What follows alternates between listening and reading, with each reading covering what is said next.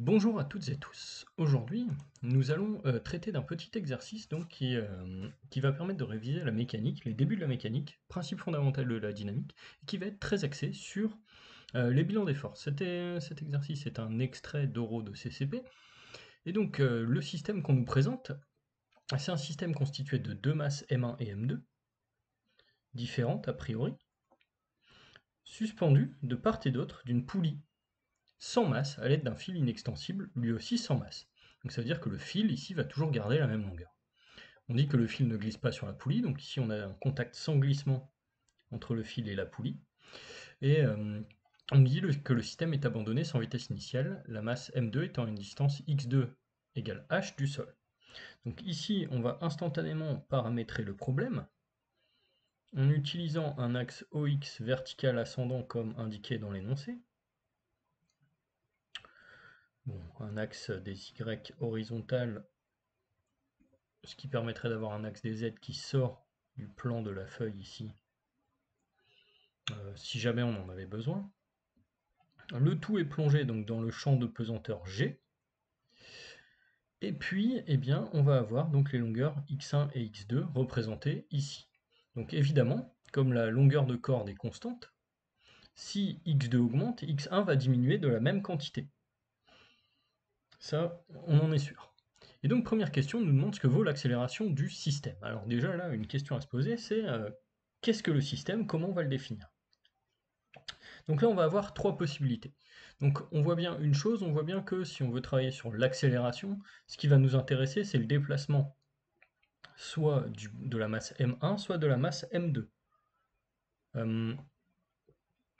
Donc ici, ce qu'on va pouvoir faire, très simplement, eh bien, c'est définir, enfin travailler sur le système défini par la masse M1, le système défini par la masse M2, et on va essayer de trouver une relation entre les accélérations. Alors, ici on sait une chose, on sait que le fil, comme on l'a dit, est inextensible.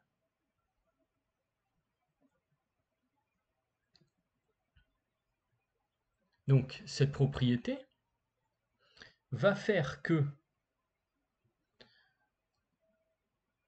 x1 de t égale 0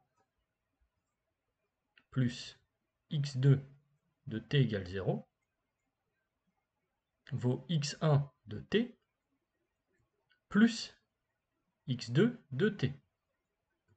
Alors pourquoi est-ce qu'on a cette propriété? Eh bien on voit ici que si x2 diminue d'une certaine quantité, l'inextensibilité du fil va nous donner x1 qui augmente exactement de la même quantité. Donc la somme de x1 et x2 reste conservée.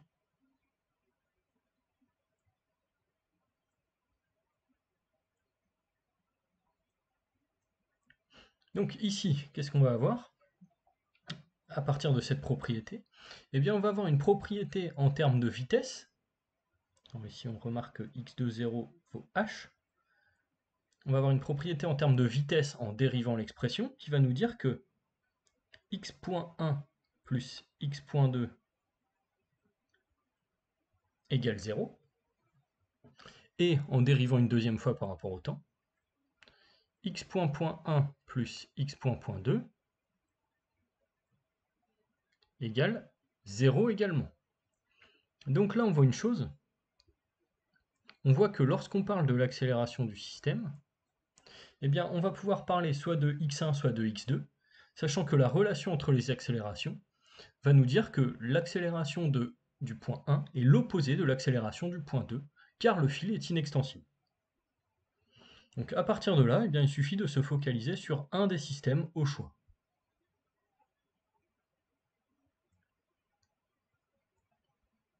Donc ici, pour le système, je vais choisir le point M1 de masse M1. Je vais me placer dans le référentiel terrestre supposé galiléen. Et au niveau du bilan des forces, je vais avoir sur la masse M1 le poids qui s'exerce ici et la tension du fil qui s'exerce ici.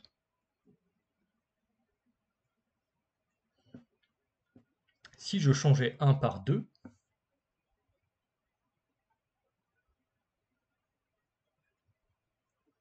alors là je travaille avec 1 ici, hein.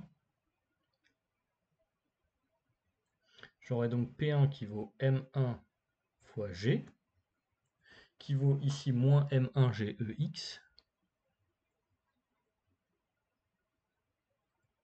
et T1 qui vaut, on peut dire ici,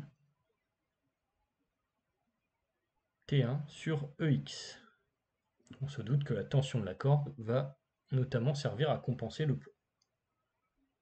Et donc que la corde va tirer sur la masse.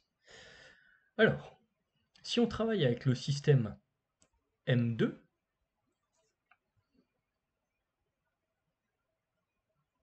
de masse M2, et bien à ce moment-là, on va avoir le poids P2 ici, et la tension T2 ici. Alors, le poids représenté à partir du centre de masse, la tension représentée à partir du point d'attache. Et donc le bilan des forces dans ce cas-là nous amène P2 qui vaut M2 fois GEX, le tout avec un signe moins car le poids est vertical descendant, et T2 qui vaudra T2 sur EX. Là encore une fois, bon, la tension de la corde tire sur la masse, empêche la masse de rejoindre le sol. Alors, maintenant, si on applique le principe fondamental de la dynamique, eh bien on obtient une équation par masse. On va avoir M1 x point 1 qui vaudra moins M1 fois G,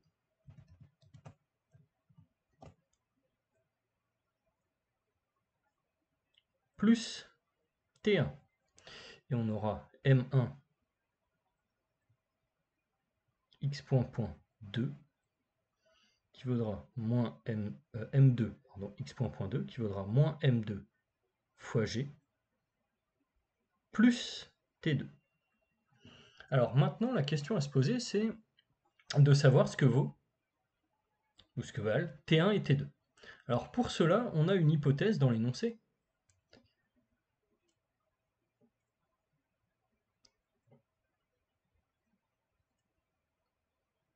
qui nous dit que la poulie est parfaite, et sans masse surtout.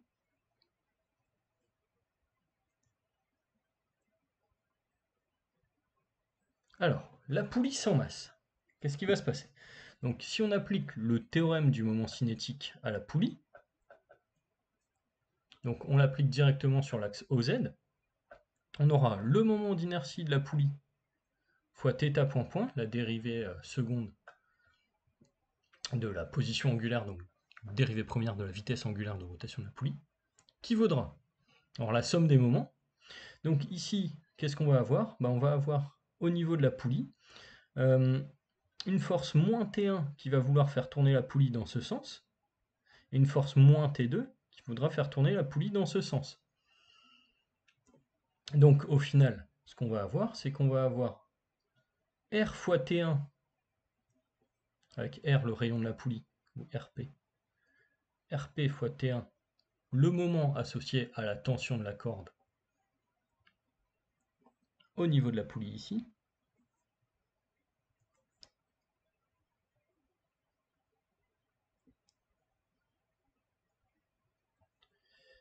et on aura moins R T2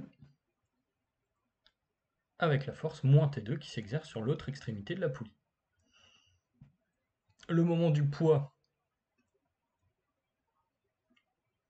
sera nul car le poids s'exerce sur le centre d'inertie de la poulie. Le moment des réactions s'exerçant sur la poulie sera nul aussi dans la mesure où ces réactions s'exercent sur l'axe de rotation de la poulie, a priori. Donc ici, si la poulie est sans masse, le moment d'inertie est nul, et donc on va avoir T1 égale T2. que je vais poser égale à t. Donc le fait que la poulie soit sans masse nous donne, d'après le théorème du moment cinétique, l'égalité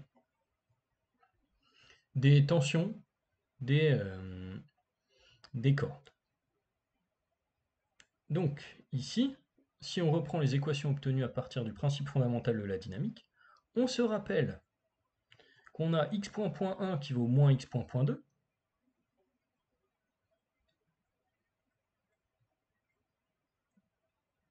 que l'on va appeler arbitrairement A. On a T1 égale T2 égale T. Donc là, vous voyez, j'ai défini l'accélération du système ici.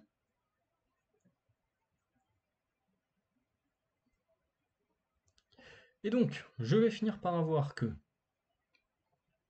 m1 fois l'accélération vaut moins m1g plus t.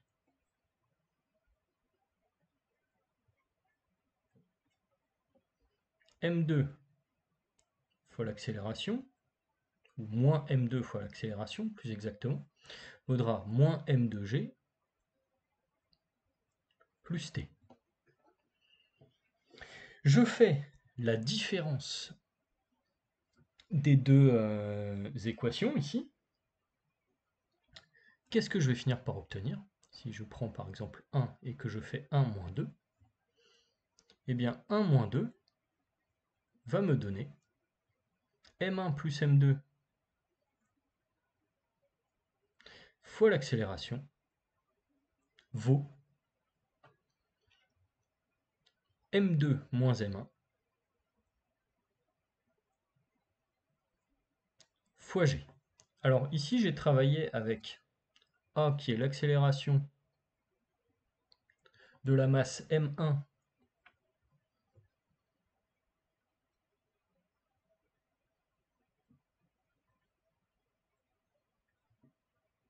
et ce que je constate, c'est que A est supérieur à 0 si, eh bien, si m2 est supérieur à m1. Autrement dit, si on part d'une position immobile, m1 va remonter. Et à ce moment-là, m2 descend. Alors ici, c'est très logique, ce résultat. La masse la plus lourde descend vers le sol, tandis que la masse la moins importante remonte au niveau de l'altitude. Alors, là, il faut toujours penser, quand vous obtenez un résultat de ce type, à le commenter. En effet, c'est le commentaire physique sur un oral qui vous permet de vérifier la validité du calcul, notamment en termes de signes. Ici, vous voyez que si on était en train de dire que la masse M1 remontait, que la masse M1 descendait, pardon, on aurait un problème. Si la masse la moins importante descend, on voit qu'on va à l'encontre de l'intuition physique que l'on a sur le comportement du système. Alors, ensuite, on nous demande de chercher le rapport des masses, la relation entre les masses. Et on sait que la force de tension du fil vaut exactement 4/3 du poids de M1. Alors ça, qu'est-ce que ça signifie? Ça signifie que si on reprend un des PFD, par exemple l'équation 1, on va avoir M1 fois l'accélération, qui vaudra moins M1 fois G, plus la tension. Et la tension, on a dit 4/3 du poids de M1. Donc 4/3 de M1 fois G. Moins M1 fois G plus 4/3 de M1 fois G, il me reste 1/3 de M1 fois G. Ce qui va me donner ici une accélération qui vaudra 1/3 de G. Donc là, j'ai obtenu l'accélération de 1. Alors, à ce moment-là, on nous demande de trouver la relation entre M1 et M2. On se sert de la relation qui est là. M1 plus M2 fois A vaut M2 moins M1 fois G.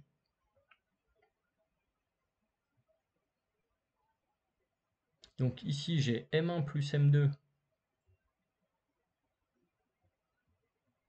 fois 1/3 de G qui vaudra M2 moins M1 fois G directement. On réorganise un petit peu le calcul. On multiplie par 3 par exemple ici. Donc par 3 des deux côtés. Donc ici je vais avoir M1 plus M2 qui vaudra 3M2 moins 3M1. Je passe 3M1 de l'autre côté. Et je vais finir par obtenir 4M1 vaut 2M2. 4M1 vaut 2M2. 2M1 vaut M2.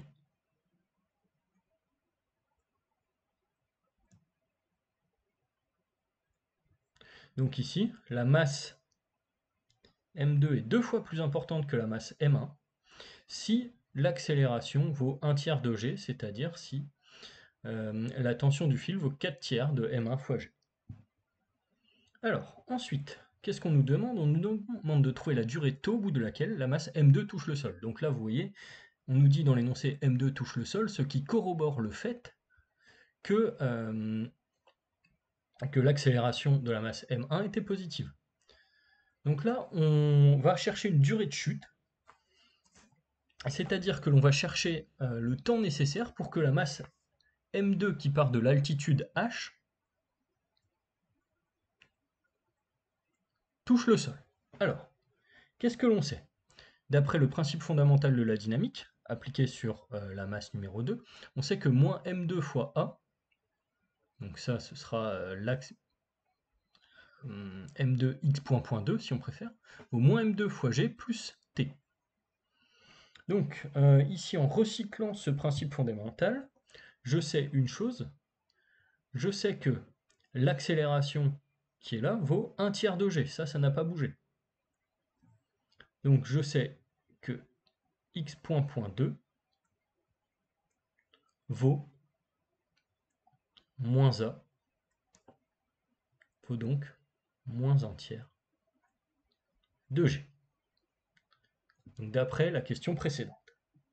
Donc si j'obtiens ici moins 1 tiers de G, ensuite qu'est-ce que je vais faire? Eh bien je vais travailler par intégration successive.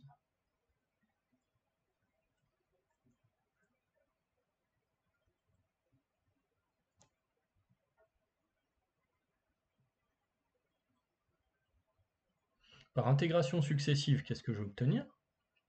Je vais obtenir que x.2 vaut moins 1 tiers de G fois le temps, plus une première constante d'intégration, on va appeler C1.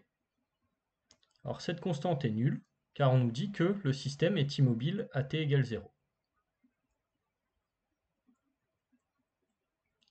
Donc la vitesse de départ, ici x.2 de 0, est nulle.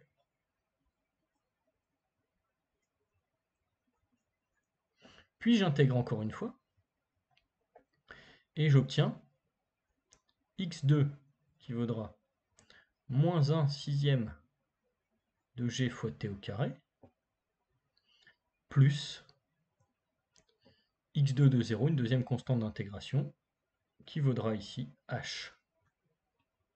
Donc là, j'ai obtenu l'équation horaire du mouvement, x2 de t, qui vaudra moins 1 sixième de g fois t au carré, plus h. Qu'est-ce qu'il va me rester à faire? Il va me rester à trouver le moment où x2 s'annule. Donc là, pour trouver la durée de chute, on va chercher taux tel que x2 de taux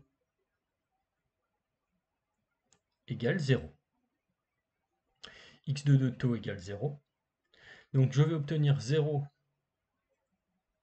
égale g taux au carré sur 6 plus h moins g taux au carré sur 6 plus h.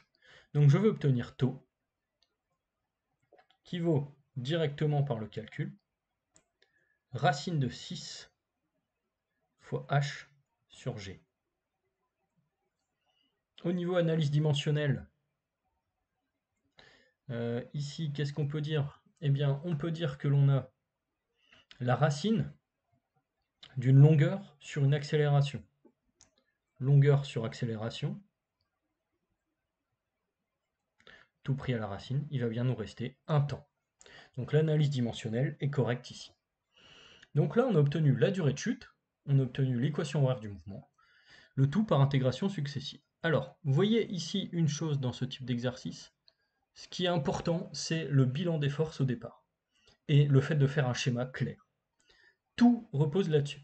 Soit on fait un schéma clair, on fait un bilan des forces propre et on avance assez vite dans l'exercice, soit on ne prend pas le temps de faire un schéma, de bien définir les systèmes et de bien réfléchir aux différentes hypothèses de l'énoncé, et on reste coincé à la question 1. On a eu une méthode alternative pour répondre à l'exercice. Alors la méthode alternative aurait consisté à utiliser une approche énergétique. Alors qu'est-ce que ça signifie? Ici, on aurait pu définir l'énergie mécanique globale du système comme la somme de l'énergie mécanique du point 1 et l'énergie mécanique du point 2. Donc ici, la moitié de m x.1 au carré, m1 ici, plus la moitié de m x.2 au carré, plus m1 gx1, plus m2 gx2. Alors, on sait une chose, on sait que la corde est inextensible.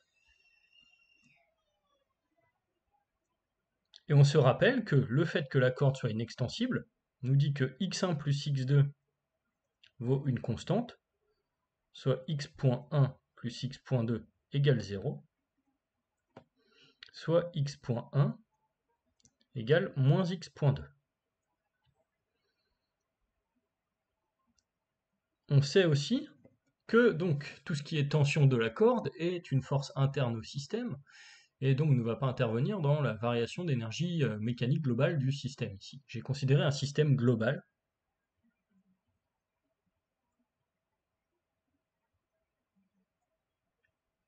Donc constitué des deux masses, de la corde, de la poulie.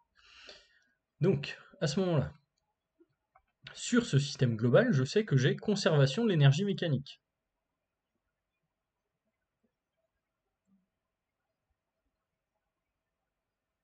Donc si j'ai conservation de l'énergie mécanique, je peux dire que la dérivée temporelle de l'énergie mécanique est nulle, d'après le théorème de l'énergie mécanique.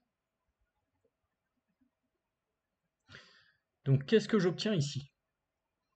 1 demi de m1 x.1 carré plus 1 demi de m2 x.2 carré, lorsque je le dérive, j'obtiens m1 x.1 x.1 plus m2 x.2 x.2, dérivation d'un carré, plus m1 g x.1 plus m2g x.2. Donc ici, si je finis par nommer x.1, x.2, j'identifie donc comme étant moins x. Pour les accélérations, même chose. Ici, j'aurai x point pour respecter les notations antérieures, et x.2 qui vaudrait moins x point. Eh bien, je finis par obtenir ici que 0 vaut m1 moins m2